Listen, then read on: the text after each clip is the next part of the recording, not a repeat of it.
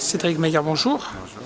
Alors pourriez-vous nous parler d'une compétence que vous avez développée lors de votre doctorat? Alors dans mon doctorat, en fait, la compétence que j'ai développée, c'est de la chimie. J'ai fait une thèse en chimie des matériaux hybrides. Et donc vous avez, en dehors de l'aspect scientifique, vous avez développé des compétences Donc au-delà de l'aspect scientifique, ce qu'on développe dans le cadre d'un doctorat, c'est justement cette envie de progresser, de faire avancer un sujet, donc du coup se décarcasser, comme on dit, de mouiller sa chemise pour faire avancer les choses et puis pour créer, on s'auto-crée, je dirais, un esprit d'initiative, d'inventivité, et comment faire pour avancer, comment faire pour valoriser ses travaux de recherche. Et je pense que c'est réellement ça ce que j'ai pu développer, moi en tout cas pendant mes 3 années de thèse, il y a déjà quelques années de ça.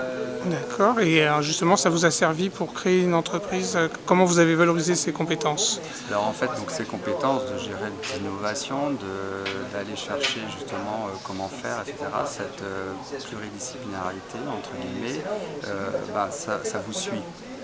C'est cette ouverture d'esprit quand on fait une thèse. Souvent, on est obligé d'avoir une ouverture d'esprit qui fait que vous allez garder cette inventivité, cette ouverture d'esprit. Donc hier, effectivement, j'étais enseignant-chercheur. Aujourd'hui, on crée une société qui est d'ailleurs dans un domaine qui n'était pas du tout celui de ma thèse, mais le point final, c'est toujours la même chose, c'est l'inventivité, c'est l'innovation, voilà, c'est aller à fond dans un projet. Et ça, on l'acquiert quand on commence à faire une thèse. Voilà. On est face à un sujet devant une thèse, on commence à T0 avec un sujet, et c'est à nous, c'est notre bébé, il faut le mener à bout, on a 3 ans pour le faire. Une société, c'est la même chose. Vous avez une idée, vous allez créer cette société, et vous avez une partie d'une feuille blanche, et votre objectif, c'est de faire progresser ça, de faire monter ça, et voilà. Et là, vous acquérez des compétences que vous n'avez pas au départ, mais c'est pas grave. Vous allez les acquérir, et vous allez mettre en valorisation. Et ça, c'est ce que vous faites déjà en thèse. Et ça vous suit au final. Enfin, moi, je pense que c'est ça qui fait ça. D'accord. Et comment mieux valoriser le doctorat en France? C'est une question difficile, sincèrement, parce que est-ce que le doctorat est... Le problème, vous savez, quand on va à l'étranger, à la limite, un diplôme d'ingénieur est moins reconnu à l'étranger qu'un diplôme de doctorat. Donc je pense que c'est un problème vraiment français, parce qu'à l'étranger, un doctorat, tout le monde sait que c'est un PhD, on sait ce que c'est. En France, le doctorat, ça reste le chercheur fou, etc. Donc il y a un long travail, je dirais, de médiatisation sur le doctorat à faire, à dire, voilà, le doctorat, c'est vraiment, voilà, ça vous donne, au-delà d'avoir travaillé sur un domaine, ça vous donne des compétences.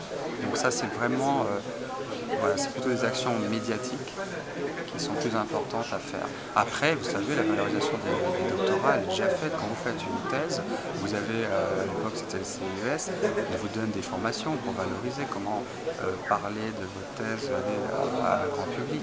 Moi j'ai travaillé pendant ma thèse au Palais de la Découverte, c'était de la vulgarisation. Donc je pense que l'État nous donne les moyens de faire cette valorisation du doctorat.